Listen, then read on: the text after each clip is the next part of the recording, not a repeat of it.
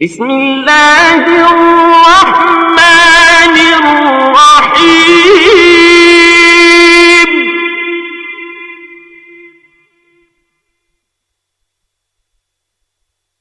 والعصر ان الانسان لفی خسر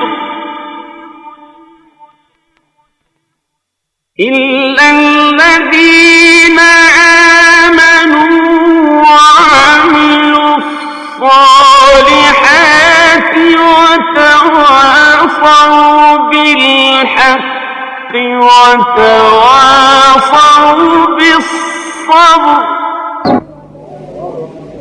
اعوذ باللہ من الشیطان الرجیم. بسم اللہ الرحمن الرحیم.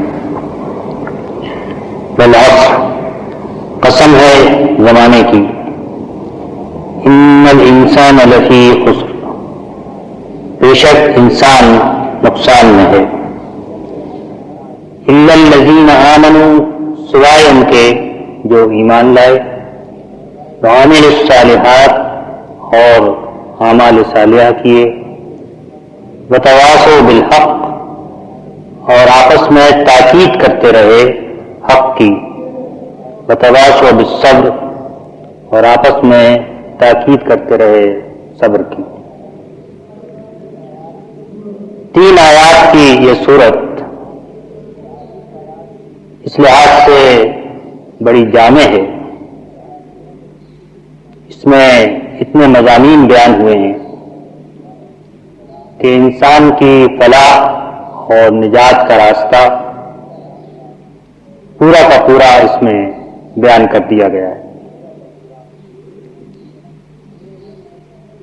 شروع ہی میں زمانے کی قسم کھائی گئی ہے.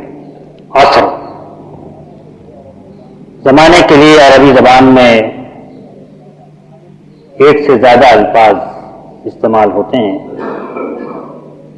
اور ہر لفظ جو ہے وہ زمانے کے کسی مختلف پہلو کو ظاہر کرتا ہے.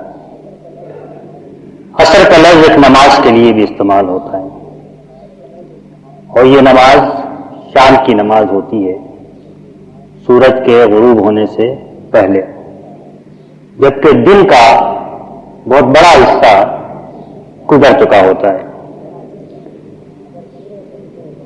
اگر پورے دن کو زمانہ سمجھ لیا جائے تو پھر یہ عصر جو ہے یہ گزرے ہوئے زمانے کی طرف اشارہ کرے گا، اور انہیں ناموں میں یہ عربی زبان میں استعمال ہوتا ہے. عصر کے معنی نچوڑنے کے بھی ہوتے ہیں، اسی لیے عرب ممالک کے بازاروں میں جو پھلوں کا رس بکتا ہے اس کو عصیر کہا جاتا ہے. اس کے معنی پھل سے نچوڑ کے یہ رس حاصل کیا گیا ہے. قرآن مجید میں بھی انگور سے شراب بنانے کے لیے حضرت یوسف علیہ السلام سے جیل میں جو غلام سوال کرتا ہے تو وہ کہتا ہے کہ انی آصر خمرا، میں نچوڑ کے شراب بناتا ہوں. اور کیونکہ زمانہ تیزی کے ساتھ گزرتا ہے، اس لیے تیز آندھیوں کے لیے بھی قرآن مجید میں آیسار کا لفظ استعمال ہوا ہے جو اسی سے بنا ہے. تو گویا عصر کے معنی اس زمانے کے ہیں جو گزر چکا ہے، اور ساتھ ہی اس کے تیزی سے گزرنے کا مطلب اور مفہوم بھی اس کے اندر ظاہر ہے. زمانہ جو ہے یہ اگر ہم پورے انسان کو سامنے رکھ کے سوچیں تو اس کے معنی انسانی تاریخ، اور اگر ایک آدمی کو سامنے رکھ کے سوچیں تو اس کی تاریخ تو پوری اس کی اپنی عمر ہے، پیدائش سے لے کر جو گزر چکی ہے اور موت پر ختم ہو جائے گی. تو اجتماعی طور پہ، قومی طور پہ عصر کے معنی انسانی تاریخ کے ہوں گے. انفرادی طور پہ ایک ایک انسان اور ایک ایک آدمی کے لیے اس کے معنی اس کی عمر کے ہوں گے. یہ قسم کیوں کھائی گئی؟ جیسا آپ کئی دفعہ سن چکے ہیں کہ قسم اس لیے نہیں کھائی جاتی کہ کسی کی عظمت کا اظہار اللہ تعالیٰ کرنا چاہتا ہو، وہ خود ہی عظیم ہے، اس سے عظیم کوئی اور چیز نہیں ہے۔ قسم کسی بات کو صحیح اور سچا ثابت کرنے کے لیے ثبوت کے طور پہ کھائی جاتی ہے۔ ہر گواہ قسم کھا کر اپنی گواہی دیتا ہے کسی واقعے پر یا کسی چیز پر کہ وہ صحیح ہے، اور اس کو اپنی قسم سے ثابت کرتا ہے۔ قرآن مجید میں ساری قسمیں کسی بات کو صحیح ثابت کرنے کے لیے کھائی گئی ہیں۔ یہ بات بھی میں آپ کے سامنے بیان کر چکا ہوں کہ بعض جگہ تو جس بات کو ثابت کرنا ہوتا ہے وہ قسم کے بعد ہی بیان ہو جاتی ہے، کہیں وہ کچھ آیات کے بعد جا کر آتی ہے، کہیں آنے والا پورا مضمون ہی ایک ایسا مضمون ہوتا ہے جس پر قسم گواہی دیتی ہے،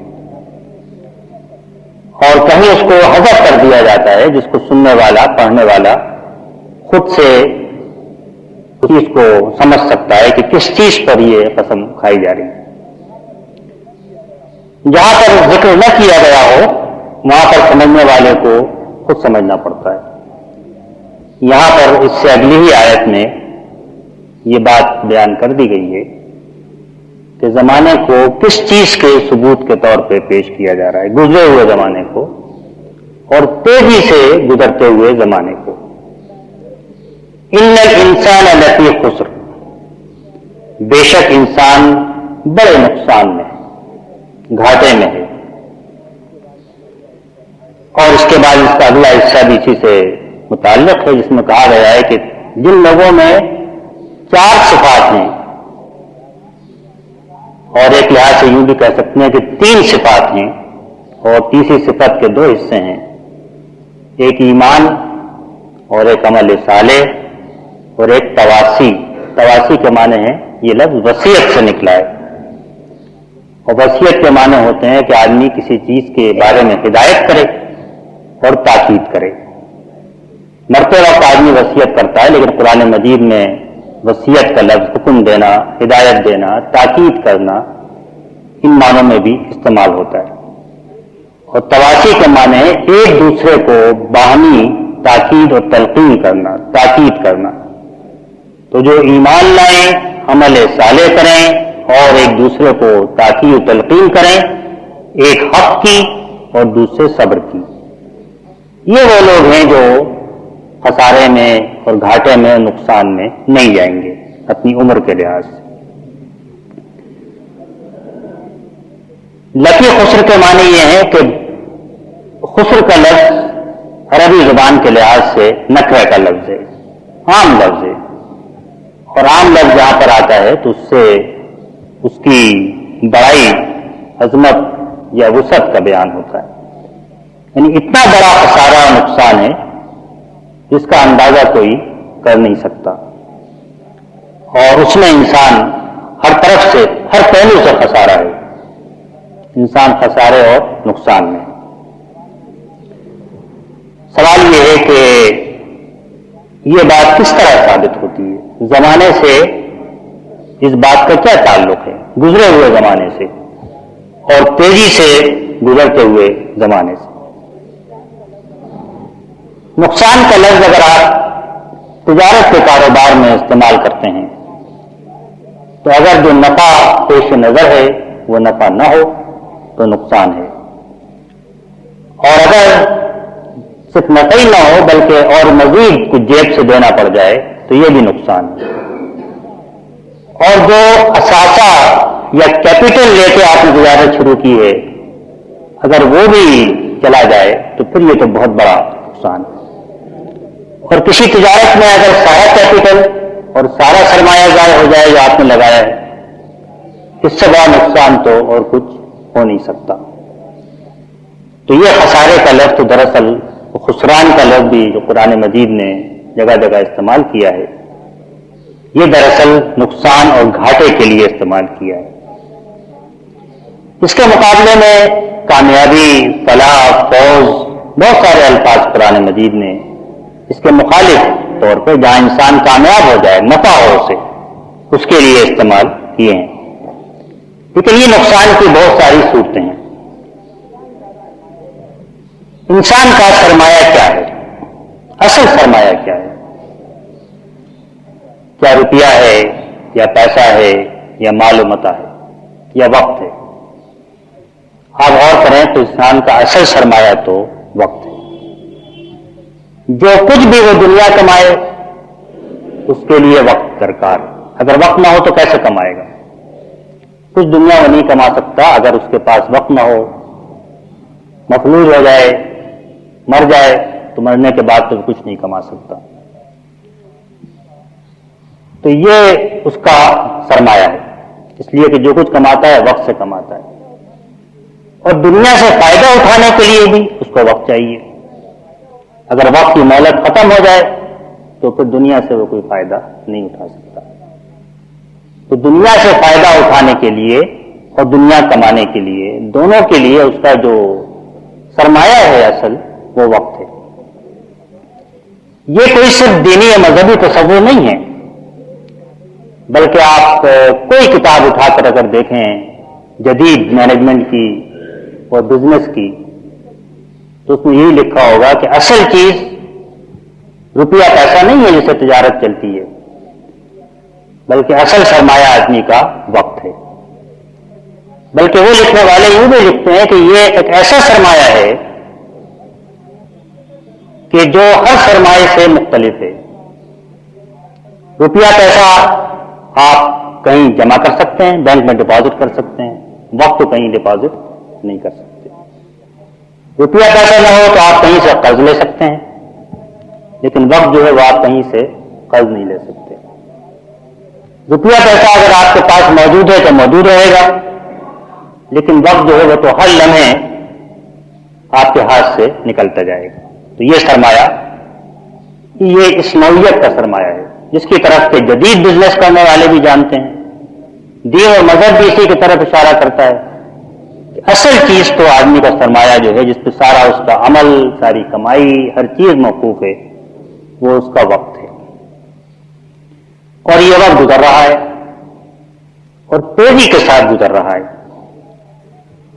تیزی کے ساتھ اس طرح گزر رہا ہے کہ آدمی اگر ذرا سوچے تو حیرت ہوتی ہے. ابھی اس وقت پچھلے 5 منٹ میں جو میں نے آپ کے سامنے گفتگو کی، اب یہ 5 منٹ ماضی بن گئے. اب یہ حال نہیں رہے. جو وقت میں استعمال کر سکتا ہوں وہ وقت وہ ہے جو حال میں ہو، میرے سامنے ہاتھ میں ہو. بس وہ 1 سیکنڈ ہوتا ہے، وہ جیسے ہی گزرتا ہے وہ ماضی بن جاتا ہے. اور اگلا سیکنڈ جو ہے وہ مستقبل ہے. اور اگلے سیکنڈ میں کیا ہوگا یہ میں نہیں کہہ سکتا، کہ وہ 1 سیکنڈ میں بھی آدمی دنیا سے رخصت ہو جاتا ہے، ہارٹ فیل ہو جاتا ہے. تو یہ وقت جو ہے یہ اتنی تیزی سے گزرتا ہے کہ آدمی دنیا میں بھی سوچتا ہے کبھی تو 40 سال، 50 سال، 60 سال کے بعد اس کو یہ معلوم ہوتا ہے کہ تو پلک جھپکتے میں وقت گزر گیا. دن ہوتا ہے، صبح ہوتی ہے، اچانک شام ہو جاتی ہے. سال گزر جاتا ہے، 1 رمضان کے بعد دوسرا رمضان آ جاتا ہے، اور برسوں گزرتے چلے جاتے ہیں. خوشی آتی ہے، معلوم ہوتا ہے تو بہت خوشی ہے، اور چند لمحات کے بعد معلوم ہوتا ہے وہ بھی گزر گئی. اور غم پڑتا ہے اور معلوم ہوتا ہے یہ غم تو شاید اس سے تو جان نہیں چھوٹے گی، اور چند لمحات کے بعد وہ غم بھی گزر جاتا ہے. تو وقت جو ہے وہ تو بڑی تیزی سے گزر رہا ہے. تو ایک تو نقصان اور گھاٹے کا کہ وہ معنی ہیں جو قرآن مجید کی صورت میں آگے چل کے بیان ہوئے، جس کا تعلق اخلاق اور اعمال سے ہے، اور جو دنیا کے اندر بھی ہے اور آخرت کے اندر بھی ہے، اور جو انسانوں کے لیے بھی ہے اور قوموں کے لیے بھی ہے. اور ایک نقصان اگر کچھ نہ بھی ہو تو بالکل واضح اور صاف یہ ہے کہ ہر لمحے جو اصل سرمایہ ہے وہ آدمی کا ہاتھ سے نکلتا جا رہا ہے. جناب امام راضی فرماتے ہیں کہ میں نے اس کے معنی سب سے اچھے انداز میں اس وقت سمجھے، کسی بزرگ کا قول نقل کرتے ہیں.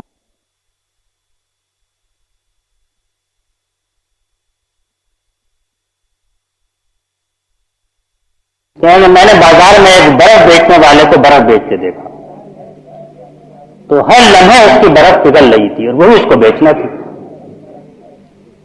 تو یہ پگھلتی ہوئی برف جو ہے یہی دراصل وقت ہے کہ جو ہر لمحے ہاتھ سے نکلتا جا رہا ہے. پلک جھپکتے میں ایک لمحہ ماضی بن جاتا ہے, مستقبل کا ایک لمحہ حال بن جاتا ہے, دوسری پلک جھپکتی ہے پھر جو ابھی حال تھا وہ پھر ماضی قصہ تاریخ ہو جاتا ہے. وہ تاریخ 1 منٹ پہلے کی ہو یا 1000 سال پہلے کی, بار وہ تاریخ ہے اور وہ آپ کے ہاتھ میں دوبارہ نہیں آ سکتی. اس منٹ کو آپ دوبارہ استعمال نہیں کر سکتے جو منٹ ابھی گزر گیا.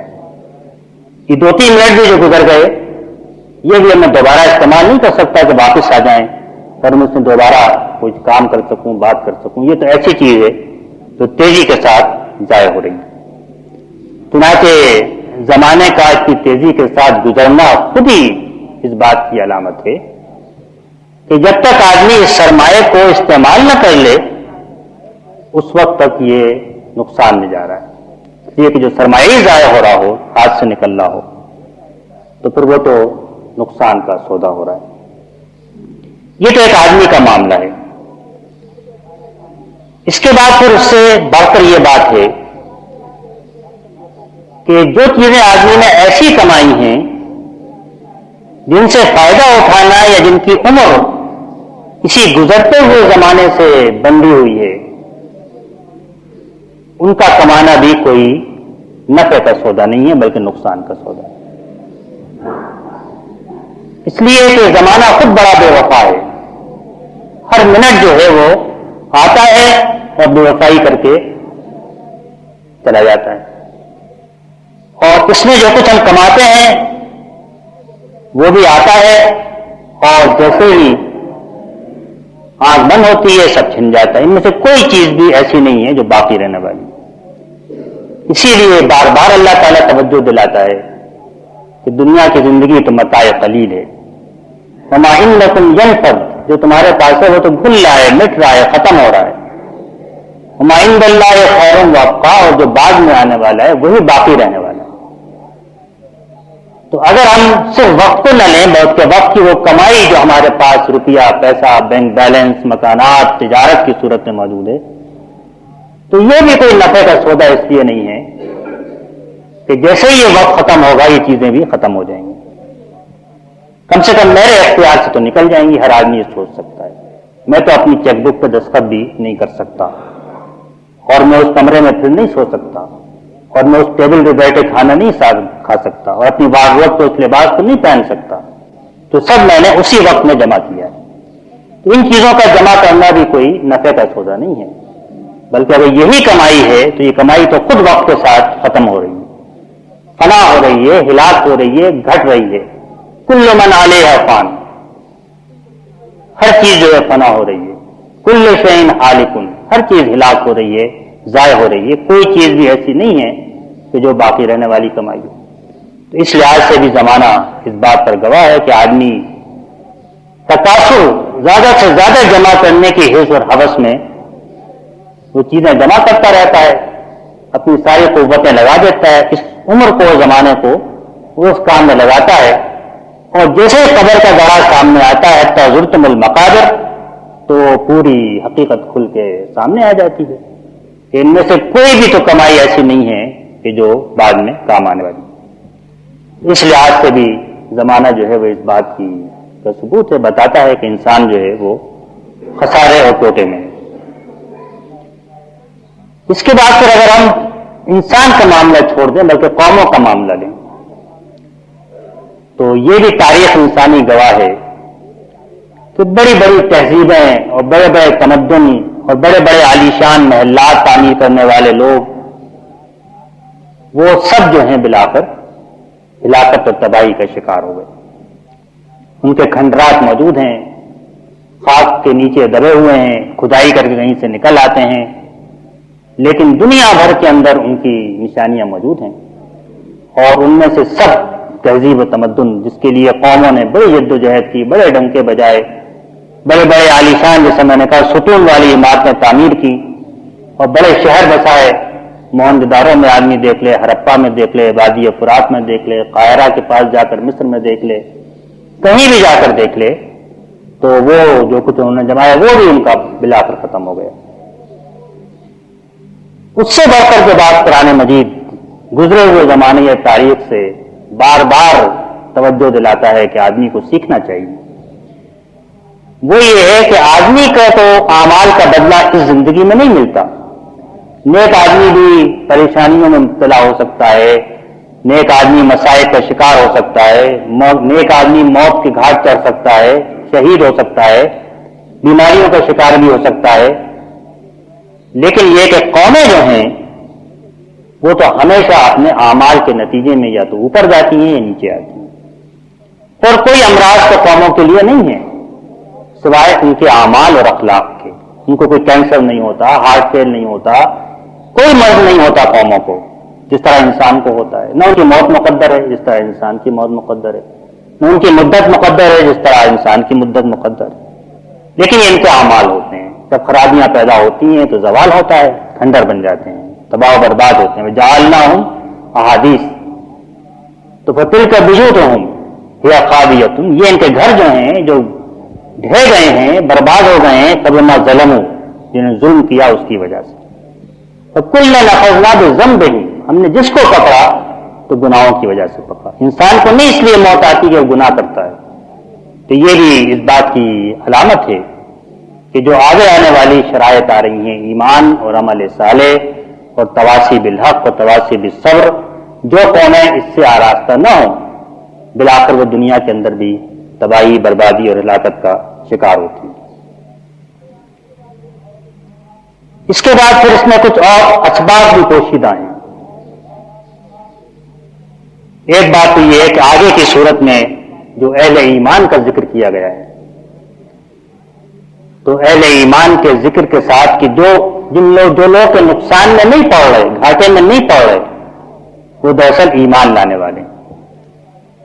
اس کے معنی ہے کہ ایمان لانے والوں کا جو لمحہ بھی گزرتا جا رہا ہے وہ ان کے لیے کوئی پریشانی کا باعث نہیں ہے جس پہ ان کو رنج ہو، یا موت اگر قریب آ رہی ہے تو اس سے پریشان نہیں ہے، اس لیے کہ ہر لمحے وہ اپنے لیے وہ چیزیں کما رہے ہیں کہ جو ختم ہونے والی نہیں ہے، اور یہی لمحات جو پلک جھپکتے گزر جاتے ہیں اور جو حال ماضی بن جاتا ہے، یہی لمحات، انہی لمحات کو وہ بدل رہے ہیں ایک ایسی زندگی میں جو کبھی ختم نہیں ہوگی، جو پلک جھپکتے نہیں گزرے گی بلکہ ہمیشہ رہے گی، خالدین فیہا ابدا، جس میں وہ ہمیشہ ہمیشہ رہیں گے۔ تو اپنے وقت کو بھی وہ کیش کر رہے ہیں، اور جو وقت گزر گیا وہ اب ایسی زندگی میں بدل گیا ایمان اور عمل صالح اور تواصی بالحق و صبر کی وجہ سے، جو ہمیشہ رہے گی، اور اس کے ساتھ ساتھ جو کچھ انہوں نے کمائی کی اعمال کی، وہ اعمال بھی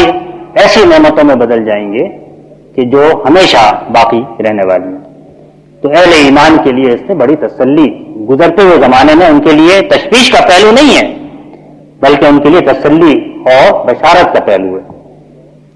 پھر اس میں صبر کا ذکر ہے، اور صبر کے لیے بھی زمانے کی حقیقت جو ہے یہ بڑی اس کے لیے کنجی ہے جس سے آدمی صبر حاصل کر سکتا ہے، اس لیے کہ یہ زمانے کا یہ رخ اور پہلو کہ وہ تیزی کے ساتھ گزر رہا ہے، یہ اس بات کو ظاہر کرتا ہے کہ کوئی بھی مصیبت ہو وہ بہرحال گزر جائے گی، ختم ہو جائے گی، اور جو بھی آدمی کے اوپر مسائل توڑے جائیں وہ اسی سانس لینے تک ہیں، اس کے بعد کے لیے نہیں ہے۔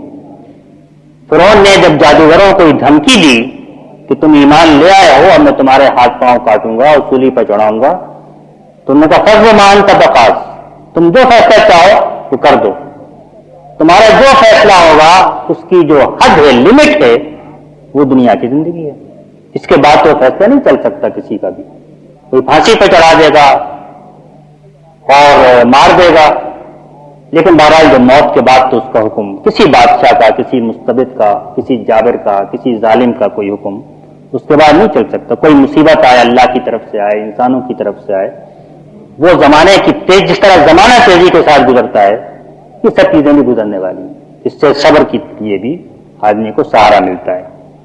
اور پھر اس میں ایک پہلو یہ بھی ہے کہ ایمان اور عمل صالح اور تواصی بالحق اور تواصی بالصبر کی جس راستے کی طرف ہدایت دی جا رہی ہے، کیونکہ زمانہ تیزی کے ساتھ گزر رہا ہے، اس لیے اسی لیے تم بڑی تیزی کے ساتھ اور مستعدی کے ساتھ اس راستے کو اختیار کرو۔ اس لیے کہ وقت تو ہاتھ سے نکلا جا رہا ہے، اور وقت جو ہاتھ سے نکل جائے گا یہ کیپٹل اور سرمایہ اور اثاثہ یہ پھر ہاتھ نہیں آئے گا. اس لیے وہ راستہ جس سے نقصان سے بچ سکو، یہ کیپٹل بھی ایک ایسا کیپٹل بن جائے جس کو پھر کبھی فنا و زوال نہ ہو، اور اس میں جو نفع کماؤ وہ بھی ایسا نفع کماؤ جو ہمیشہ باقی رہنے والا اور سب سے بہتر ہو. تو اس کے لیے تو پھر کوئی دیر نہ کرو، انتظار نہ کرو.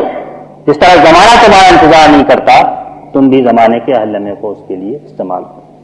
تو یہ دراصل والعصر کی ایک قسم میں، گواہی میں، شہادت میں یہ کئی باتیں ہیں کہ جو اللہ تعالیٰ نے ہم کو تعلیم فرمائی ہے. اس کے بعد ہے جیسا میں نے عرض کیا کہ 4 صفات کا بیان ہوا ہے کہ یہ وہ لوگ ہیں، یہ وہ افراد ہیں، یہ وہ قومیں ہیں، یہ وہ گروہ ہیں، اور یہ پورے وہ انسانوں کی جماعتیں ہیں کہ جو دراصل نقصان میں نہیں ہیں. یہ نہیں بتایا کہ وہ کس انعام میں ہیں، اس کا ذکر پہلے بھی آ چکا، ابھی بعد میں بھی آئے گا، لیکن یہ کہ بس یہ بتایا کہ نقصان میں نہیں ہے، اور یہ نہیں بتایا کہ وہ کون سا انسان ہے جو نقصان میں ہے. اس کا ذکر تو پہلے اس سے پہلے بھی آ چکا ہے کہ جو تکاثر کی بیماری کے اندر مبتلا ہے، جس نے قبر تک کی زندگی کو ہی اپنا حاصل و مقصود سمجھ لیا ہے، اسی کی محبت، حرص اور حس میں وہ گرفتار ہے، اور اس کی ساری بھاگ دوڑ اسی کے لیے ہے کہ زیادہ سے زیادہ دنیا کما کے جمع کر لے، جو نہ ساتھ رہنے والی ہے، نہ ساتھ دینے والی ہے، نہ کام آنے والی ہے. تو وہ انسان دراصل نقصان اور خسارے میں. یہ بات ان کے پہلے سے بیان ہو چکی ہے. جن کے اعمال نامے میں ہلکے ہوں گے، جن کی تولیں کم پڑ جائیں گی، یہ وہ لوگ ہیں جو نقصان میں ہیں. لیکن ایمان کون لوگ جو ہیں بچ جائیں گے اس نقصان سے، ان کا بیان یہاں پر ہوا ہے. بچ کے ان کو کیا ملے گا اس کا بیان پہلے بھی ہو چکا ہے جیسا میں نے کہا، اور جو قرآن مجید میں تفصیل کے ساتھ موجود ہے. جو لوگ ایمان لائیں اور عمل صالح کریں اور حق اور صبر کی ایک دوسرے کو تاکید و تلقین کریں. یہ سب لفظ ہمارے جانے پہچانے ہیں. ایمان کا لفظ بھی ہم بولتے ہیں، جانتے ہیں. عمل صالح کا لفظ بھی ہم بولتے اور جانتے ہیں. تواسی کا لفظ ضرور ایک نیا لفظ ہے، لیکن حق اور صبر کو بھی ہم بولتے اور جانتے ہیں. لیکن ایسے کچھ پہلو ایسے ہیں جو جب تک اچھی طرح ہم دوبارہ نہ سمجھ لیں، اس صورت میں جو عظیم شان حقیقت بیان کی جا رہی ہے وہ ہماری پوری طرح سمجھ میں نہیں آ سکتی. ایمان کے معنی تو ہم یہ جانتے ہیں کسی چیز کو پر یقین کرنا کہ یہ سچی ہے. اللہ موجود ہے، اس کی صفات، اس کے ساتھ ہمارے تعلق کی نوعیت، اللہ نے ہدایت دی ہے، رسول بھیجا ہے، اس کی سچائی پر یقین. یہ اللہ کی کتاب ہے جو قرآن مجید میرے ہاتھ میں ہے، جس کو آپ سن رہے ہیں، اس پر یقین. موت کے بعد اللہ کے سامنے جا کر اپنے اعمال کا جواب دینا ہے، اس چیز پر یقین. یہ تو ایمان کے معنی بہت صاف و ظاہر ہے. لیکن ایمان کے معنی تصدیق، کسی کو سچا ماننا، کسی بات کو سچا ماننا یا کسی شخص کو سچا ماننا، اور اس پر اعتماد اور بھروسہ کرنا، یہ بھی ایمان کے معنوں کے اندر ہے. اور یہ اچھی طرح جاننے کی ضرورت ہے کہ ایمان کی اصل بنیاد، کیونکہ یہ غیب کے امور ہیں، اس کی اصل بنیاد، اصل دلیل تو ایک شخص کی تصدیق اور اس پر اعتماد ہے. آپ 1000 عقلی دلائل لائیں، سب کا توڑ جو ہے وہ شیطان کے پاس موجود ہے. اگر جو عقلی دلائل آنے چاہیے اور 1000 آپ منطق چھانٹیں، سب کا جواب جو ہے وہ بھی شیطان کے پاس موجود ہے. ایک واقعہ شاید پتہ نہیں سچ ہوگا یا غلط ہوگا، یا واعظوں نے بنایا ہوا ہے. بیان کیا جاتا ہے کہ شیخ عبد القادر جیلانی رحمۃ اللہ علیہ مغرب کی وضو کے لیے بیٹھے، اذان ہو رہی تھی، اور اس کے بعد وہ خاموش بیٹھ گئے. دیر ہونے لگی، اذان ہو گئی، نماز کا وقت گزرنے لگا، اور اس کے بعد انہوں نے پانی کا چھینٹا مارا اور کہا کہہ دو کہ میں نے ہر چیز کو محمد رسول اللہ پر اعتماد کر کے مانا ہے. لوگوں نے بعد میں پوچھا کہ حضرت کیا واقعہ تھا؟ انہوں نے کہا کہ امام راضی کا آخری وقت تھا اور شیطان ان سے بحث کر رہا تھا اور ان کی ہر دلیل کا وہ جواب دے رہا تھا. جو دلیل بھی وہ توحید کی، آخرت کی، رسالت کی دے رہے تھے، وہ ان کا جواب دے رہا تھا. وہ اس وقت خطرے میں تھا ان کا ایمان. تو میں نے ان سے کہا کہ اب تم یہ کہہ دو کہ میں نے تو ہر چیز کو محمد رسول اللہ پر اعتماد کر کے ان کی تصدیق پر مانا ہے. تو صحیح بات یہ ہے، غیب کا جیسے میں کئی دفعہ بیان کر چکا ہوں، غیب کا یقینی ثبوت تو خود غیب کی جو تعریف ہے اس کے خلاف ہے. اور جو ایمان کی تعریف ہے اس کے خلاف ہے۔ میں آپ سے کہوں آپ اس پہ ایمان لائیں کہ سورج نکلا ہوا ہے، یہ ایک بےمانی بات ہے، اس لیے کہ سورج تو نکلا ہوا ہے، یہ آپ آنکھوں سے دیکھ رہے ہیں، اور اس سے انکار کی کوئی گنجائش نہیں ہے، اس میں کوئی آپ کا امتحان نہیں ہے کہ میں آپ کا امتحان لے رہا ہوں، تو آپ مان لیں گے، پر مجبور ہے ماننے کے لیے، اور مجبوری کا ماننا ایمان نہیں ہے، بلکہ اپنی عقل سے پہچان کے ارادے سے ماننا وہ ایمان ہے۔ اس لیے اس میں شک کی گنجائش تو ہمیشہ رہے گی، کوئی یقینی ثبوت نہیں ہو سکتا، اور اسی لیے دراصل ایمان میں تصدیق اور اعتماد رسول پر، حضور کی ذات پر، یہ جو ہے یہ لازمی ہے، اس کے بغیر ایمان مضبوط اور محکم نہیں ہو سکتا۔ یہ سب معنی ہیں، اس کے بعد ایمان میں امن کے معنی بھی ہیں، اور جب آدمی اس طریقے سے ایمان لے آتا ہے تو وہ اپنے آپ کو محفوظ کر لیتا ہے۔ لیکن ایمان کے معنی اس سے آگے بھی ہیں، اور اس سے آگے ایمان کے معنی دراصل یہ ہیں کہ آدمی اپنے آپ کو پورا اللہ تعالیٰ کے سپرد کر دیتا ہے اور ہر چیز اس کے حوالے کر دیتا ہے، اسی اعتماد اور بھروسے پر کہ وہ میرا رب ہے، اسی کی دی ہوئی ہے، اسی سے اجر ملنے والا ہے۔ تو یہ پھر ایمان کے معنی ہے کہ آدمی اپنے آپ کو کلیتاً اپنے رب کے سپرد کر دے، اور پھر ایمان کے معنوں میں بھی یہ بھی شامل ہے کہ وہ سب سے بڑھ کر حق تعالیٰ کو محبوب رکھے، والذین آمنوا اشد حبا للہ، جو لوگ ایمان لانے والے ہیں وہ سب سے بڑھ کر اللہ تعالیٰ سے محبت کرتے ہیں، چنانچہ ایمان محبت کا بھی تقاضا کرتا ہے، اور پھر ایمان اس بات کا بھی تقاضا کرتا ہے کہ جو کچھ بھی اس کے پاس اللہ کا دیا ہوا ہے وہ اللہ کے ہاتھ بیچ دے۔ ان اللہ اشتری من المؤمنین انفسهم واموالهم بان لهم الجنہ، جو ایمان لانے والے ہیں وہ سب کچھ اللہ کے ہاتھ فروخت کر دیتے ہیں۔ ایمان ان مکمل معنوں کے اندر استعمال ہوا ہے۔ ایمان صرف ایک عقیدے کا اظہار نہیں ہے زبان سے، بلکہ ایمان لانے کا مطلب یہ ہے کہ آدمی پورا کا پورا اللہ کا ہو جائے، مقصود وہی ہو، رخ اسی کی طرف ہو، ہر چیز اس کی ملکیت ہو، ہر وقت اس کی پکار پر لبیک کہنے کے لیے تیار ہو۔ سب سے عام چیز زندگی میں سوچ اور ساری توجہ کا رخ اور قبلہ ہے۔ اس بات کو حضرت ابراہیم علیہ السلام نے یوں فرمایا، انی وجہت وجہی للذی فطر السماوات والارض حنیفا وما انا من المشرکین، میں نے اپنے چہرے کا یعنی اپنی شخصیت اور زندگی کا ساری توجہات کا رخ اس کی طرف کر لیا ہے جو زمین و آسمان کا پیدا کرنے والا ہے۔ حنیف کے معنی یہ ہے کہ میں نے ہر طرف سے رخ پھیر کر صرف اسی کی طرف رخ کر لیا ہے، ہر مقصود اور قبلے کو چھوڑ کر صرف اسی کو مقصود اور قبلہ بنا لیا ہے۔ فرمایا اس میں بھی یعنی رخ کرنے میں بھی میں کسی کو شریک نہیں کرتا، کسی اور طرف رخ کروں، میری نگاہ بہک جائے، قبلہ بدل جائے، یہ نہیں ہو سکتا۔ زندگی کی ایک ہی جہت ہے، ایک ہی ڈائریکشن ہے اور ایک ہی گول ہے، اور یہ وہ ہے کہ جس نے زمین اور آسمان کو پیدا کیا۔ فرمایا کہ میں نے اپنا سب کچھ اس کے حوالے کر دیا، ان صلاتی و نسکی و محیای و مماتی للہ رب العالمین۔ یہ دراصل ایمان کے معنی ہیں، انہی معنوں میں یہاں پر ایمان استعمال ہوا ہے کہ ایمان جو ہے یہ دل کا بھی کی بھی ایک کیفیت ہے، نفس کی بھی ایک حالت ہے، زبان سے بھی اقرار ہے، اور عمل سے بھی اس کی تصدیق ہے، جس کا ذکر کبھی آگے آ رہا ہے۔ تو یہ دراصل ایمان ان معنوں میں استعمال ہوا ہے کہ آدمی اپنے آپ کو اللہ کی پناہ میں دے دے، اسی پر بھروسہ اور اعتماد کرے، اس کے رسول کی تصدیق پر ان چیزوں کو سچ مان دے، اور ایسا سچ مان دے گویا کہ وہ آنکھوں کے سامنے تو ہو نہیں سکتا کہ وہ ایمان دونوں برابر ہو جائیں، لیکن جتنا اس سے قریب پہنچ جائے۔ جس طرح آدمی دنیا کے اندر آگ کے اندر ہاتھ نہیں ڈال سکتا آنکھوں دیکھتا کہ جل جائے گا، اسی طریقے سے وہ تمام چیزیں جن کے بارے میں رسول نے قرآن نے یہ خبر دی ہے کہ ان سے آدمی آگ میں جائے گا، ان سے وہ دور بھاگے۔ اسی لیے ایک حدیث میں آتا ہے کہ ایمان کی مٹھاس جو ہے، شیرینی جو ہے، حلاوت جو ہے کہ دل میں اتر جائے، جس طرح مٹھاس تو آدمی کی زبان محسوس کرتی ہے، اس کو بیان نہیں کر سکتا کوئی۔ آپ چاہیں کہ ذائقہ بیان کریں، مٹھاس بیان کریں، وہ آپ کسی کو منتقل نہیں کر سکتے فلسفے، منطق، ریاضی، کیمسٹری کی زبان میں، لیکن آدمی جانتا ہے، اس کو پیاسا ہوتا ہے، اس کو دیوانہ ہوتا ہے کہ پھر مٹھاس ملے اور پھر حلاوت ملے۔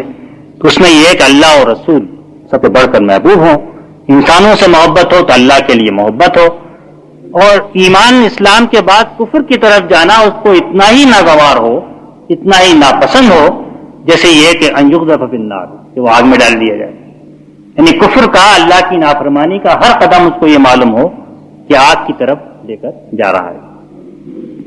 تو ان معنوں میں ہے کہ جو افراد اس ایمان کے حامل ہوں، اور پھر جس طرح افراد کا ایمان ہوتا ہے، انسانوں کا ایمان ہوتا ہے، اس طرح ان معنوں میں پھر قوموں کا بھی ایمان ہوتا ہے۔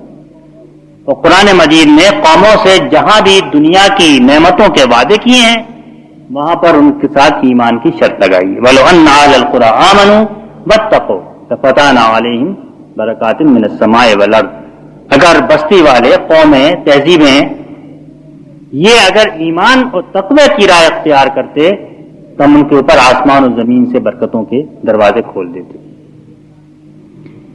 ابھی اگر آپ کے ذہن میں یہ سوال پیدا ہو رہا ہے کہ ایسی قومیں بھی موجود ہیں جو ایمان نہیں رکھتی اور ان کے اوپر بظاہر برکتوں کے دروازے کھلے ہوئے ہیں، تو اس سوال کا جواب بھی جب پوری گفتگو ہو جائے گی تو انشاءاللہ اس کا جواب بھی میں آپ کے سامنے رکھوں گا۔ تو یہ ایمان ہے، تو پہلی یہ چیز ہے جس نے کہ اللہ پر ایمان لایا، آخرت پر ایمان لایا، رسول پر ایمان لایا اور اپنے آپ کو اس کے سپرد کر دیا اور محبت اس کی اختیار کی اور اسی کا بن گیا اور اسی کو اپنا مقصود اور قبلہ بنایا، یہ پہلی شرط ہے۔ اس میں سے ہر شخص ایک ہی مقام اور پہ نہیں ہو سکتا اور ایک ہی درجہ نہیں حاصل کر سکتا۔ یہ آپ نہ سمجھیں کہ یہ تو ایسا کمال کا مقام ہے جو ہمارے آپ کے بس میں نہیں ہے، بلکہ ایمان کے تو بہت سارے مدارج ہیں اور ایمان کی کوئی ایک کیفیت نہیں ہے، بلکہ ایمان تو گھٹتا اور بڑھتا ہے، جیسا کہ قرآن مجید نے بیان کیا ہے کہ بعض لوگوں کو اپنا ایمان بڑھتا ہوا محسوس ہوتا ہے، اور جب آدمی ہدایت کا راستہ پکڑتا ہے تو ہدایت میں بھی ترقی کرتا چلا جاتا ہے۔ تو یہ دراصل یہ سمجھنا کہ جو میں نے بیان کیا ہے یہ ایمان تو بہت کم لوگوں کو حاصل ہے، تو یہ مطلب نہیں ہے کہ یہ کمال کے درجے میں سب کو حاصل ہو، لیکن جتنا بھی آدمی کی استطاعت میں ہو، بھروسہ ہو، اس کے بس میں ہو، اتنا ایمان عملاً تو اسی مقام پہ ہونا چاہیے۔ اس کے بعد فرمایا وَعَمِلُوا الصَّالِحَاتِ، اور عمل کیے صالح، یہ تو اس کا لفظی ترجمہ ہوگا۔ عمل کا لفظ جو ہے یہ دراصل ایسے کام کے لیے استعمال ہوتا ہے جو کہ توجہ سے، ارادے سے، محنت سے کرنا پڑے، ورنہ فعل کا لفظ بھی استعمال ہوتا ہے۔ تو وہ اعمال کہ جو آدمی وہ کام جو آدمی اپنے ارادے سے کرے گا، جن کے اندر محنت اور مشقت بھی لگے گی، کچھ اپنی خواہشات پہ قابو بھی پانا پڑے گا، کچھ قربانیاں بھی دینا پڑ سکتی ہیں، یہ سارے کے سارے عمل میں تو تھوڑا بہت مفہوم سب میں آتا ہے، اور اسی لیے مزدوروں کو عربی زبان میں ان کے لیے عمال کا لفظ استعمال ہوتا ہے، عمل کرنے والے، محنت، وزارت محنت کے لیے بھی وزارت العمل کا لفظ استعمال ہوتا ہے، اس لیے کہ یہ عمل جو ہے اس کے اندر محنت اور اجر اور مشقت اور ارادہ، یہ سب چیزیں عمل کے اندر شامل ہیں، اسی لیے عمل کے لیے قرآن مجید نے بھی اجر کا لفظ، مزدوری کا لفظ استعمال کیا۔ صالح کا لفظ جو ہے یہ بھی کوئی دینی لفظ نہیں ہے، بلکہ صلح کا لفظ ہم بولتے ہیں، صالحیت کا بولتے ہیں۔ تو صالح کا لفظ وہ ہے کہ جس کے اندر ترقی و نشو و نما اس کی گنجائش ہو، اور جو آدمی کی فطرت سے مطابقت رکھتا ہو۔ غذا وہ صالح ہے جس سے کہ آدمی کی صحت برقرار رہے اور اس کے جسم کو توانائی نصیب ہو، جس غذا سے نہ ہو وہ غذا فاسد غذا ہے۔ اسی سے آپ غور کر سکتے ہیں کہ صالح کا لفظ تو بڑا عام ہے، اس کے معنی ہے کہ وہ اعمال، سارے اعمال جن سے کہ آدمی کو ظاہری طور پہ یا باطنی طور پہ، مادی طور پہ یا اخلاقی طور پہ ترقی اور نشوونما نصیب ہو، جن اعمال سے، اور جس سے اس کو زندگی ملے اور وہ ترقی کے انتہائی مدارج تک پہنچ سکے، اور اس کی فطرت جو ہے وہ کام کر سکے جس کام کے لیے اس کی فطرت بنی ہے، وہ اعمال صالح ہیں۔ چنانچہ اعمال صالح کے اندر صرف وہی کام نہیں آئیں گے جو کام کے خالص دینی کام شمار ہوتے ہیں کہ نماز پڑھی، روزہ رکھا، زکات دی، قرآن مجید کی تلاوت کی، بلکہ خالص دنیاوی کام جو ہیں اگر ان سے یہی مقاصد حاصل ہوتے ہوں کہ انسانی فرد یا انسانی معاشرہ اس کو ترقی و نشوونما نصیب ہو اور وہ بلندی کی طرف جائے، تو وہ بھی عمل صالح۔ عمل صالح جو ہے وہ تو بلند کرتا ہے چیزوں کو، قرآن مجید نے اس کی طرف بھی اشارہ کیا، ترقی دیتا ہے، عروج کی طرف پہنچاتا ہے. چنانچہ حکومت کا کاروبار، کوئی آدمی بیٹھ کر اگر حکومت کا کاروبار چلاتا ہے اور اس طرح چلاتا ہے جس طرح اللہ تعالیٰ کو مطلوب ہے کہ عدل اور قسط اور انصاف کے ساتھ، جس طرح داؤد علیہ السلام کو نصیحت کی کہ ہم نے تم کو زمین میں خلیفہ بنایا ہے، فاحکم بین الناس بالقسط، تو لوگوں کے درمیان انصاف کے ساتھ معاملات. جج بیٹھ کر اگر انصاف کے مطابق فیصلہ دیتا ہے تو یہ بھی عمل صالح ہے. اور تاجر اگر حلال رزق کماتا ہے اور ملک کی دولت میں ترقی دیتا ہے تو یہ بھی اگر اللہ تعالیٰ کے لیے تو بھی عمل صالح ہے، اور ان ہدایات کے مطابق ہے تو یہ بھی عمل صالح. اسی طرح شادی بیاہ، بچوں کے ساتھ رغبت، بیوی کے ساتھ تعلقات، ان سب کو حدیث کے اندر اعمال صالح کے اندر شمار کیا گیا ہے، اس لیے کہ یہ فرد اور معاشرے دونوں کی ترقی، نشو و نما، اور فطرت نے ان کے جو تقاضے رکھے ہیں ان کو پورا کرنے کے لیے، ان تک پہنچانے کے لیے یہ سارے اعمال جو ہیں وہ مددگار ہوتے ہیں، اس لیے یہ سب اعمال صالح ہیں. اب ایمان اور عمل صالح کا آپس میں کیا رشتہ ہے؟ دونوں کو الگ الگ ایمان لائے اور عمل صالح کیے. تو اس میں ایک تو بحث ہے جو ہمارے ہاں آپ نے بھی کبھی سنی ہوگی اور ہمارے اہل علم کے درمیان بہت رائج اور غالب ہے کہ عمل جو ہے وہ ایمان کا حصہ ہے یا نہیں ہے، اور گناہ کبیرہ کا مرتکب مومن رہتا ہے یا نہیں رہتا ہے. تو یہ فقہی اور کلامی مسائل تو ایسے نہیں ہیں جن پر ہم کو یہاں پر توجہ دینے کی ضرورت ہے، لیکن یہ بات بہت صاف اور ظاہر ہے کہ جو لوگ یہ کہتے ہیں کہ عمل ایمان کا حصہ نہیں ہے اور ایمان جو ہے وہ گھٹتا اور بڑھتا نہیں ہے اور ایمان جو ہے وہ ایک ہی جگہ قائم رہتا ہے، ان کا مطلب وہ ایمان ہے جس کی بنیاد پر ایک آدمی امت مسلمہ کے اندر شامل سمجھا جاتا ہے. یہ قانونی ایمان ہے، اور ظاہر قانونی ایمان نہ گھٹ سکتا ہے نہ بڑھ سکتا ہے، نہ عدالت یہ فیصلہ کر سکتی ہے کہ اب اس کا ایمان زیادہ ہو گیا، اب اس کا ایمان کم ہو گیا، نہ وہ کسی کا ایمان مسترد کر سکتی ہے اگر وہ دعویٰ کرتا ہے. یہ سارے اعمال جو ہیں وہ مددگار ہوتے ہیں، اس لیے یہ سب اعمال صالح ہیں. اب ایمان اور عمل صالح کا آپس میں کیا رشتہ ہے؟ دونوں کو الگ الگ ایمان لائے اور عمل صالح کیے. تو اس میں ایک تو بحث ہے جو ہمارے ہاں آپ نے بھی کبھی سنی ہوگی اور ہمارے اہل علم کے درمیان بہت رائج اور غالب ہے کہ عمل جو ہے وہ ایمان کا حصہ ہے یا نہیں ہے، اور گناہ کبیرہ کا مرتکب مومن رہتا ہے یا نہیں رہتا ہے. تو یہ فقہی اور کلامی مسائل تو ایسے نہیں ہیں جن پر ہم کو یہاں پر توجہ دینے کی ضرورت ہے، لیکن یہ بات بہت صاف اور ظاہر ہے کہ جو لوگ یہ کہتے ہیں کہ عمل ایمان کا حصہ نہیں ہے اور ایمان جو ہے وہ گھٹتا اور بڑھتا نہیں ہے اور ایمان جو ہے وہ ایک ہی جگہ قائم رہتا ہے، ان کا مطلب وہ ایمان ہے جس کی بنیاد پر ایک آدمی امت مسلمہ کے اندر شامل سمجھا جاتا ہے. یہ قانونی ایمان ہے، اور ظاہر قانونی ایمان نہ گھٹ سکتا ہے نہ بڑھ سکتا ہے، نہ عدالت یہ فیصلہ کر سکتی ہے کہ اب اس کا ایمان زیادہ ہو گیا، اب اس کا ایمان کم ہو گیا، نہ وہ کسی کا ایمان مسترد کر سکتی ہے اگر وہ دعویٰ کرتا ہے کہ میں اپنا ایمان، اللہ یہ کہ ظاہر میں وہ کوئی کفر کا کام کر رہا ہو. لیکن اللہ تعالیٰ تو دل کے بھید بھی جانتا ہے اور دلوں کے اندر بھی جھانکتا ہے، اور حصل ما فی الصدور، سب کچھ وہ دلوں کے اندر بھی لا کر باہر کر دے گا. تو وہ تو صرف قول و قرار اور اقرار اور عمل کو نہیں دیکھتا بلکہ دل سے بھی واقف ہے. اس لیے وہ جس ایمان کا ذکر کرتا ہے یہ وہ ایمان ہے کہ جو اس کی نظر میں قابل قبول ہے یا نہیں ہے. اس صورت میں دراصل پھر اس کا عمل جو ہے وہ اس کا لازمی ثبوت ہے. ان دونوں کی مثال ایسی ہے جیسے کہ بیج ہو اور درخت کی شاخیں اور پھل اور پھول ہوں. حدیث میں بھی مثالیں دی گئی ہیں اور فرمایا گیا ہے کہ ایمان جو ہے وہ ایمان کے 70 سے زیادہ شعبے ہیں اور ان کی حیثیت پھل اور پھول کی ہے. اور لوگوں نے جنہوں نے کہ جنت کی یہ کوئی سمجھنے کی کوشش کی ہے کہ اس میں جو مختلف چیزوں کا ذکر کیا گیا ہے وہ کن اعمال کا نتیجہ ہے. اس کے یہ معنی نہیں ہے کہ ہم یہ کہہ رہے ہیں کہ چیزیں وہاں ویل نہیں ہیں، بلکہ یہ سمجھنے کے لیے کون سے اعمال ہیں جن کے بدلے میں کیا چیز مل رہی ہے. تو لوگ کہتے ہیں دراصل ایمان کی نتیجے میں تو وہ نہریں ہیں جو کہ جنت کے اندر بہتی ہیں، اور عمل صالح کے نتیجے میں وہ درخت اور پھل اور پھول اور میوے ہیں جو انسان کو نصیب ہوتے ہیں. تو دراصل دونوں کا آپس میں بڑا گہرا رشتہ ہے، اور ایمان کے ساتھ پھر جو عمل صالح کا مطالبہ ہے تو یہ دراصل ایمانی کی تفصیل و توضیح ہے.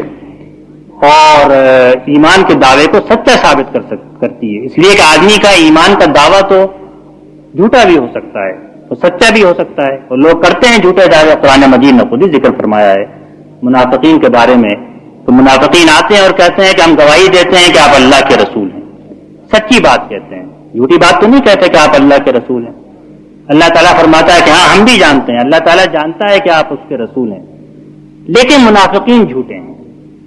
سچی بات زبان سے کہنے کے باوجود اللہ تعالیٰ ان کو جھوٹا قرار دیتا ہے, اس لیے ان کا عمل جو ہے وہ ایمان کے مخالف ہے.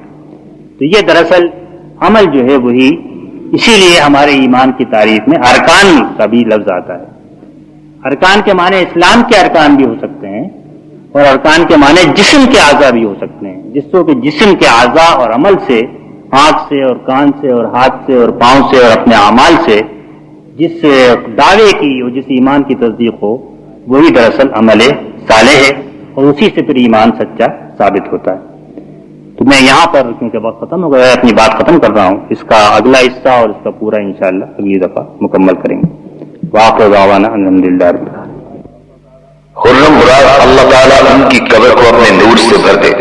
اب ہمارے درمیان نہیں ہے, وہ دسمبر 96 میں ہم سے رخصت ہو گئے. قرآن کریم کے مطالعہ میں غور و فکر ان کی زندگی کا شعار تھا. ان کی اولین ترجیح تھی اوائل حیات سے تعدم آخر. وہ ایک طالب علم کی طرح کلام اللہ کے مطالعہ کے جویا رہے. وہ حافظ قرآن نہ تھے, لیکن ان کا شوق اور تعلق ہوا کہ اسیری کے ایام میں 19 پارے حفظ کر لیے تھے. اعوذ باللہ من الشیطان الرجیم. بسم اللہ الرحمن الرحیم.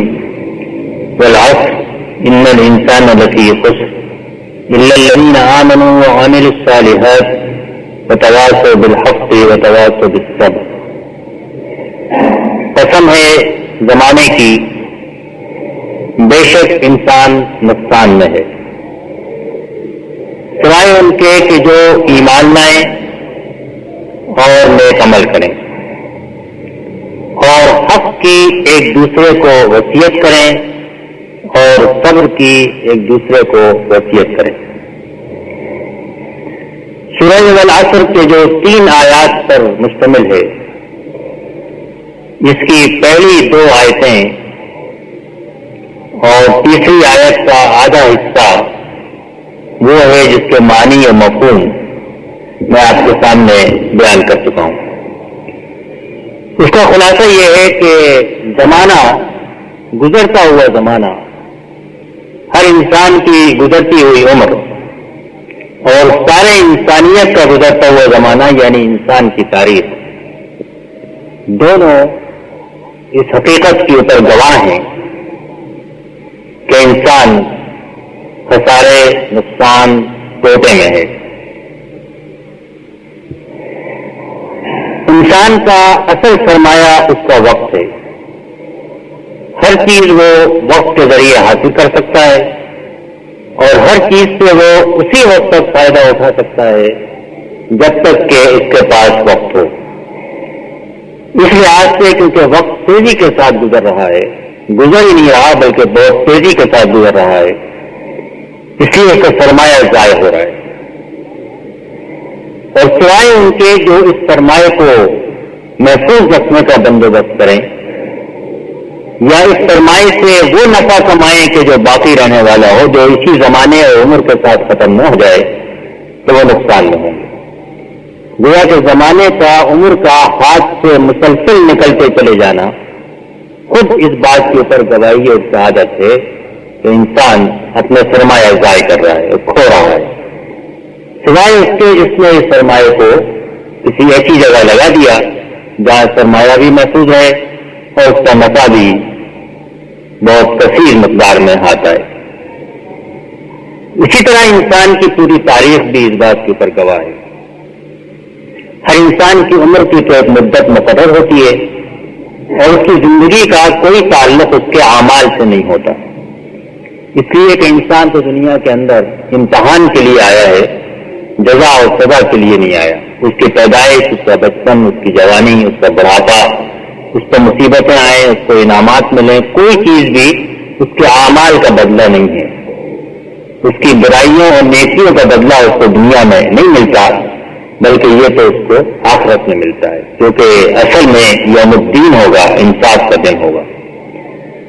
لیکن جو قومیں ہوتی ہیں وہ اپنے اعمال کا بدلہ اسی دنیا کے اندر پاتی ہیں۔ اگر قومیں بس عملی کی راہ پہ نکل جائیں، ان کے عمل خراب ہوں، وہ زمین میں فساد مچائیں، طغیانی مچائیں اور شورش پیدا کریں، تو پھر قوموں کو دنیا میں ہٹا بھی دیا جاتا ہے اور تباہ و برباد بھی کر دیا جاتا ہے، سفید ہستی کے نام و نشان بھی مٹا دیا جاتا ہے اور یہ ذلت کی زندگی وہ گزارتے ہیں۔ تو اس لحاظ سے زمانہ اس بات پر بھی گواہ ہے کہ جو بھی زمانے کا رب اور مالک ہے وہ نیکی اور بدی کے مطابق لوگوں کے ساتھ ان کے اعمال کے معاملہ کرتا ہے۔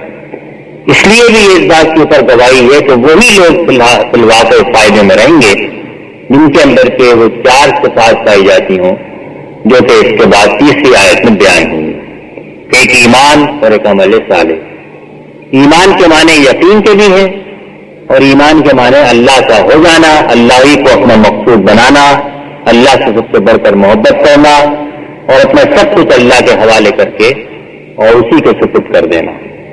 اور عمل صالح جو ہے وہ ساری نیکیاں جو کہ اچھی چیزیں ہیں وہ سب اس کے اندر شامل ہیں۔ صالح کے لفظ سے آپ صلح کا لفظ بھی آپ کے ذہن میں آئے گا اور اصلاح کا لفظ بھی آئے گا۔ یہ سب الفاظ عربی زبان میں ایک ہی مادے سے، ایک ہی روپ سے نکلے ہیں۔ اس کے معنی دراصل صالح ہر وہ چیز ہے جو انسان کی جو فطرت میں اللہ تعالیٰ نے ترقی کے امکانات رکھے ہیں اس کو ترقی اور زندگی اور نشوونما جس میں اس کو نصیب ہو۔ تو سیاست میں، معیشت میں، خاندان میں، گھر میں، انفرادی زندگی میں ہر وہ کام، صرف یہی نہیں کہ نماز پڑھنا اور روزہ رکھنا اور زکوٰۃ دینا، بلکہ ہر وہ کام جس سے انسان کی زندگی میں بہتری پیدا ہو اور جو صلاحیتیں اس کو اللہ نے بخشی ہیں ان کے اندر نشوونما ہو، ترقی ہو، وہ عمل صالح ہے۔ بڑا جامع لفظ ہے عمل صالح۔ اور عمل صالح ایک لحاظ سے ایمان کی تفصیل ہے، اس لیے کہ ایمان کا زبانی اقرار تو اللہ تعالیٰ کے ہاں مقبول نہیں ہے، نہ اس بات کو ثابت کرتا ہے کہ ایمان فی الواقع سچا ہے، بلکہ جب تک اس کے ساتھ عمل بھی وہ نہ ہو جو ایمان کے مطابق ہو۔ تو ایمانی کی تفصیل جو ہے عمل صالح ہے، اور دونوں کی مثال ایسی ہے جیسے کہ بیج کی اور درخت کی ہوتی ہے۔ جب بیج زمین میں ڈالا جائے گا تو کوپل نکلے گی اور شاخیں نکلیں گی، پھل اور پھول اس کے اندر پیدا ہوں گے۔ اعمال صالحہ کی مثال حدیث میں بھی اور قرآن مجید میں بھی جگہ جگہ درخت کو دی گئی ہے۔ شجرہ کلمہ طیبہ کی مثال اللہ تعالیٰ نے شجرہ طیبہ سے دی، اصلھا ثابت ففرعها فی السماء تؤتی اکلھا، کہ اللہ کی کلمے کی مثال ایک درخت کی ہے جس کی جڑ زمین میں گہری اتری ہوئی ہو اور جس کی شاخیں آسمان تک پھیلی ہوئی ہیں اور وہ ہر لمحے اپنی پھل دے رہا ہو، نیک عمل اور نیک صالح اعمال کی صورت ہے۔ اس کے بعد پھر 2 الفاظ اور آئے ہیں جن کے معنی پچھلی دفعہ بیان نہیں ہو سکے تھے، وتواصوا بالحق وتواصوا بالصبر، اور جو ایک دوسرے کو آپس میں حق کی تاکید کرتے ہیں، وصیت کرتے ہیں، تاکید کرتے ہیں، نصیحت کرتے ہیں اور صبر کی بھی تاکید اور نصیحت کرتے ہیں۔ اب تک تو انسان کا اکیلے کا ذکر آ رہا تھا، وہ لوگ جو ایمان لائے۔ ایمان لانا ہر ایک آدمی کا اپنا کام ہے۔ دوسرا عمل صالح، یہ بھی ہر آدمی کا اپنا کام ہے۔ اب اس کے بعد سارے انسانوں کے آپس میں ایک دوسرے کے ساتھ جو تعلق ہیں اس میں 2 چیزوں کے بارے میں فرمایا گیا کہ جو لوگ حق کی اور صبر کی، ان دونوں کی ایک دوسرے کو وصیت کریں۔ وصیت ہم جانتے ہیں، ہم تو ان معنوں میں جانتے ہیں کہ آدمی مرتے ہوئے وصیت کرتا ہے، اور وصیت کے اندر تاکید بھی ہوتی ہے اور شدت بھی ہوتی ہے اور اہتمام بھی ہوتا ہے۔ تو یہ دراصل تاکید کے ساتھ ایک دوسرے کو نصیحت کرنا یہ وصیت کے معنی ہے۔ اور تواصل کا لفظ جو ہے یہ عربی زبان میں اس میں باہم ایک دوسرے کو کرنا، خود اپنے کو نہیں بلکہ سب کو اس میں شریک کرنا۔ لیکن 2 الفاظ یہاں پر استعمال ہوئے ہیں۔ کس چیز کی وصیت کرتے ہیں؟ ایک حق کی اور دوسرے صبر کی۔ تو سوال یہ پیدا ہوتا ہے کہ حق کے معنی کیا ہے؟ حق تو آپ اپنی زبان میں کئی معنوں میں استعمال کرتے ہیں۔ آپ کہتے ہیں اللہ تعالیٰ حق ہے، وہ ایسی حقیقت ہے جس سے انکار ممکن نہیں ہے، عقل بھی مانتی ہے، فطرت بھی مانتی ہے، کائنات بھی اس کے اوپر گواہ ہے، اور وہی دراصل حق ہے، اس کے علاوہ تو سب باتیں ہیں۔ تو آپ کہتے ہیں کہ یہ بات تو سچی بات ہے، یہ بات تو حق بات ہے، پھر آپ کہتے ہیں کہ یہ ہمارا اس کے اوپر حق ہے، یہ اس کا ہمارے اوپر حق ہے۔ یہ ایک اور معنی ہے حق کے جن کے اندر یہ استعمال ہوتا ہے۔ تو حق دراصل ایک طرف تو اس بات کے لیے استعمال ہوتا ہے جو سچی ہو اور واقعی ہو اور جس سے انکار کی کوئی گنجائش نہ ہو اور جو ثابت ہو، مسلمہ ہو، عقل بھی تسلیم کرتی ہو اور دل بھی تسلیم کرانے بھی استعمال ہوتا ہے۔ تو قرآن مجید میں بھی بہت کثرت کے ساتھ استعمال ہوا ہے، خاندانی زندگی میں، باہمی تعلقات میں، غربا اور مساکین کے کبھی حق ہے، فی اموالہم حق للسائل والمحروم، اور ان کے اموال میں حق ہے ان کا جو کہ مانگنے والے ہیں اور جو کہ محروم ہیں۔ ایک تو اس حق کی وصیت اور تاکید کرتے ہیں، دوسرے یہ کہ پھر صبر، اور صبر کے معنی ہے، اصل معنی ہے کہ کسی چیز کے ساتھ اپنے آپ کو باندھ لینا اور کسی چیز کے اوپر اپنے آپ کو روک لینا اور کسی چیز کے اوپر اپنے آپ کو جما دینا اور جمے رہنا، یہ صبر کے اصل معنی ہے۔ صبر کے معنی صرف یہ نہیں ہے کہ آدمی کے اوپر مصیبت پڑے اور کہے کہ بھائی اب کیا چاہ رہا ہے صبر کرو اور آدمی آنسو نہ بہائے، یہ تو اس کا ایک پہلو ہے۔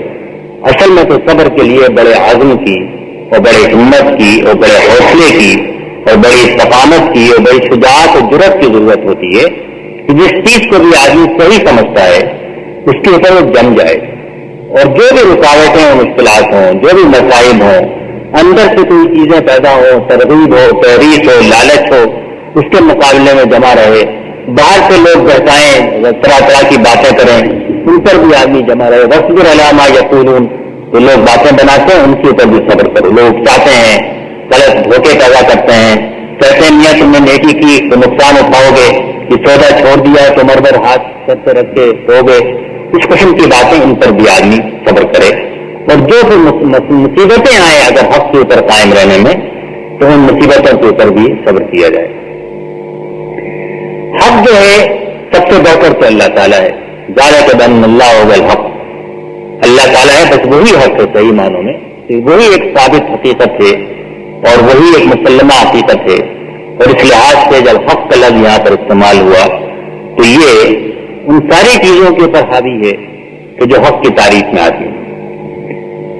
جیسے تو ایک لحاظ سے اگر آپ غور کریں تو حق اور صبر، حق کے اوپر ثابت قدم رہنا، یہ عمل صالح کے اندر شامل ہے، اس لیے کہ عمل صالح کی تعریف ہم نے کی ہے کہ اتنا بڑا وسیع چیز ہے جس کے اندر ساری بھلائیاں اور ساری نیکیاں اس کے اندر شامل ہوگی۔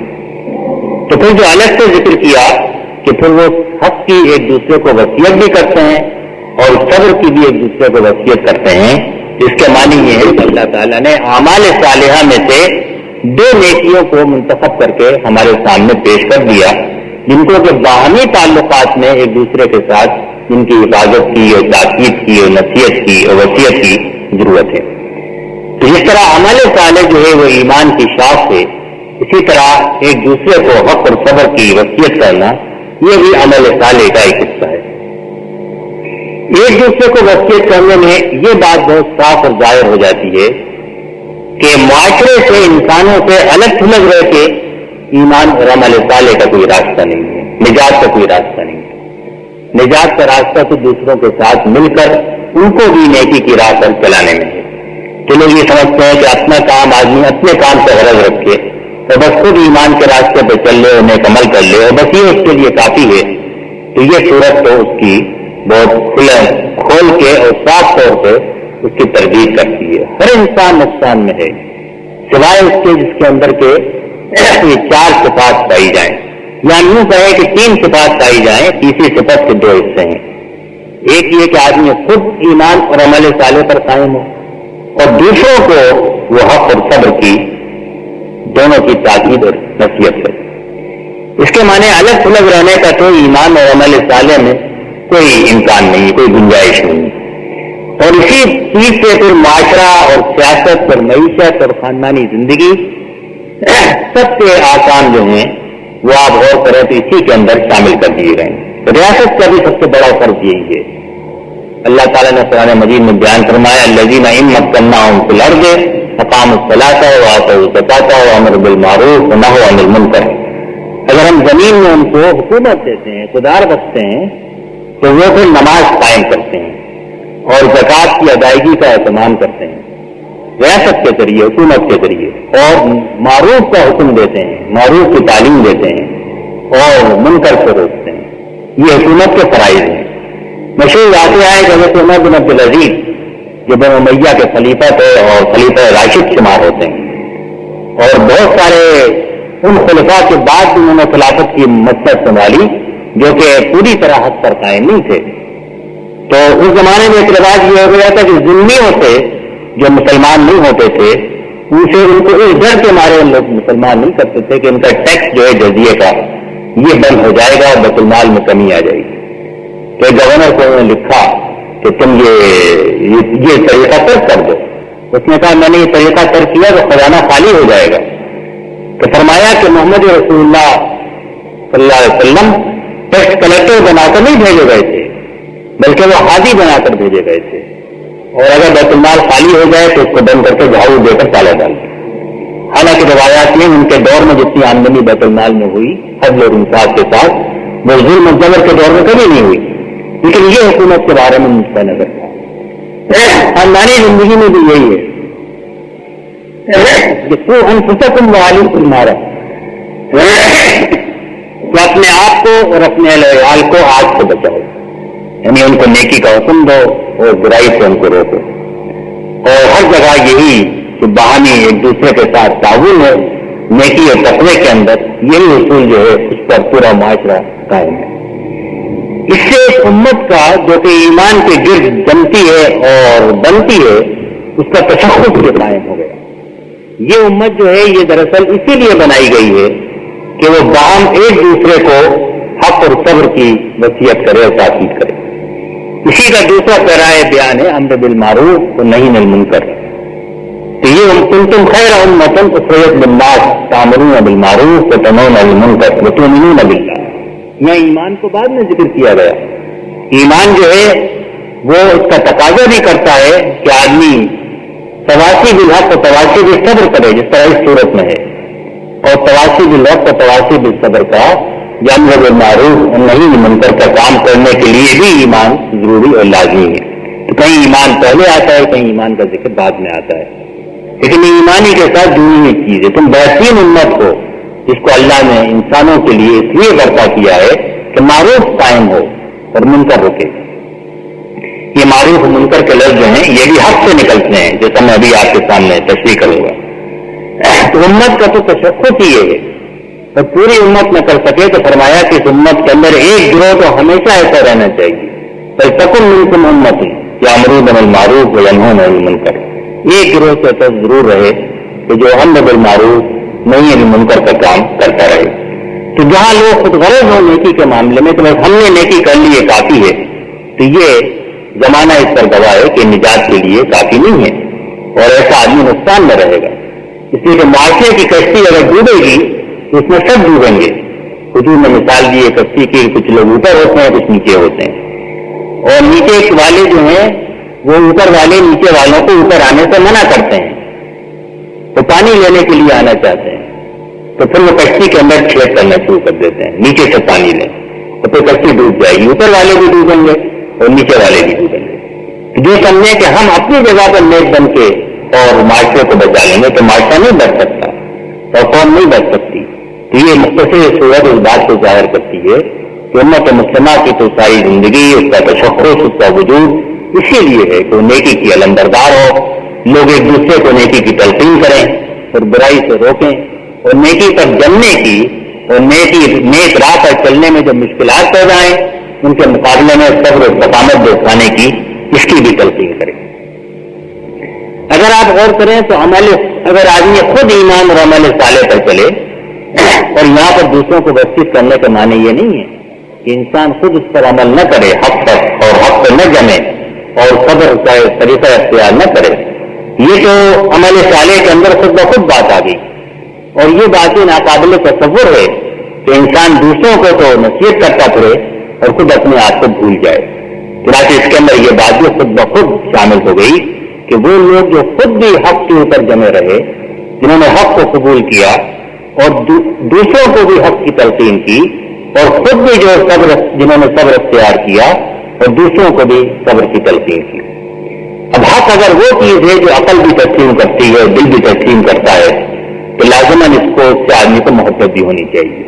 اور اسی لیے اللہ تعالیٰ نے فرمایا کہ والذین آمنوا اشد حبا للہ، جو لوگ اللہ پر ایمان لاتے ہیں وہ سب سے بڑھ کر اللہ سے محبت کرتے ہیں۔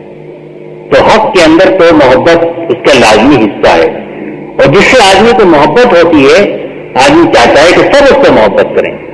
اس لیے پھر یہ فرض ہو جاتا ہے کہ جو آدمی حق کے ساتھ خود محبت کرے، حق کی طرف خود قائم ہو، وہ پھر دوسروں کو بھی اس کی تلقین کرے۔ حق کا تقاضا یہ ہوتا ہے کہ آدمی کی عقل اس کے آگے جھک جائے اور دل اس سے محبت کرے، اور آدمی اس کے اوپر ایمان لے کر آئے اور اپنا عمل اس کے مطابق کرے۔ حق اور صبر کا تعلق جیسا میں نے آپ کے سامنے بیان کیا کہ حق پر قائم رہنا اس وقت تک ممکن نہیں ہے جب تک آدمی کے اندر صبر کی صفت نہ ہو۔ اور صبر کے معنی دراصل یہ ہے کہ جیسا میں نے کہا کہ جم جائے اپنے مقام پر۔ اسی آیت کو تھوڑے سے الفاظ کی تبدیلی کے ساتھ سورہ البلد کے اندر یوں کہا گیا ہے کہ وتواصوا بالصبر وتواصوا بالمرحمہ، وہ لوگ جو ایک دوسرے کو صبر کی تاکید پر نصیحت کرتے ہیں اور مرحمت آپس میں ایک دوسرے کے ساتھ رحمت کے برتاؤ کی۔ تو وہاں پر مسکین کا بھی ذکر ہے، یتیم کا بھی ذکر ہے، اور کھانا کھلانے کا بھی ذکر ہے۔ تو جیسا میں نے آپ سے کہا کہ حق کے ایک معنی جو ہیں وہ یہی ہے کہ جن لوگوں کا حق جو غریب ہیں، جو ضعیف ہیں، جو مسکین ہیں معاشرے کے اندر، ان کا حق ہر انسان کے اوپر عائد ہوتا ہے، اور ان کے ساتھ رحمت کا برتاؤ، نرمی کا برتاؤ، شفقت کا برتاؤ یہ آدمی خود بھی کرتا ہے۔ اور حق کی وصیت کرنے کا معنی یہ ہے کہ دوسروں کو انسانوں کے حق ادا کرنے کی بھی تاکید کرتا ہے۔ تو یہ جو شفقت رحمت ہے یہ اس وقت تک نہیں ہو سکتی جب تک کہ صبر کی صفت موجود نہ ہو۔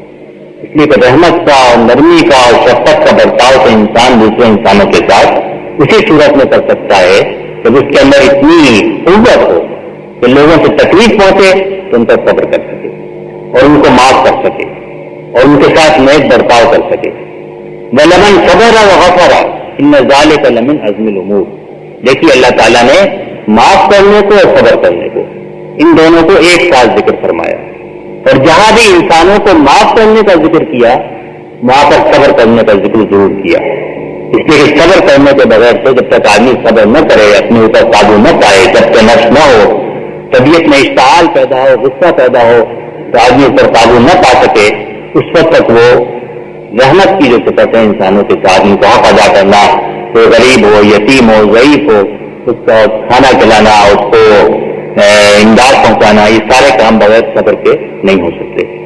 اسی لیے حق کے معنی اگر محدود معنی لیے جائیں جس میں انسانوں کا حق ہے تو پھر اس کے لیے بھی صبر جو ہے لازمی ہے، اور حق کے معنی اگر بڑے وسیع معنی لیے جائیں اس میں کہ اللہ تعالیٰ پر ایمان تک شامل ہے، اس لیے کہ اللہ کا حق بھی انسان کے اوپر یہ ہے کہ وہ اس کے ساتھ کسی کو شریک نہ کرے۔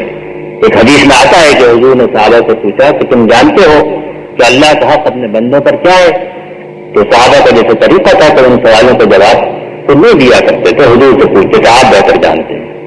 آپ نے فرمایا اللہ کا حق بننے پر سب سے بڑا یہ ہے کہ وہ کسی کو بھی اس کے ساتھ شریک نہ کرے، اور حق کے ساتھ جو صفت جو کھاتی ہے وہ عدل کی اور قسط کی صفت۔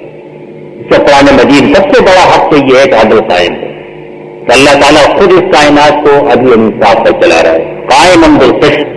اللہ نے فرمایا کہ وہ انصاف کے اوپر قائم ہے، اور اس نے فرمایا کہ آسمان اور زمین کا ایک نظام بنایا اور سما رفع تو بدال میزان، آسمان کو جب اس نے بلند کیا اور کائنات کا پورا نظام بنایا تو اس میں ایک میزان آویزاں کر دی، ترازو لگا دی۔ تو ترازو کا نتیجہ یہ ہے کہ کوئی بھی چاند، سورج، ستارے، درخت کوئی بھی بال برابر اپنے راستے سے ہٹ نہیں سکتے۔ اپنے راستے سے ہٹنا اور دوسرے کے راستے پہ جانا یہی دراصل ظلم اور انصاف کی خلاف ورزی ہے۔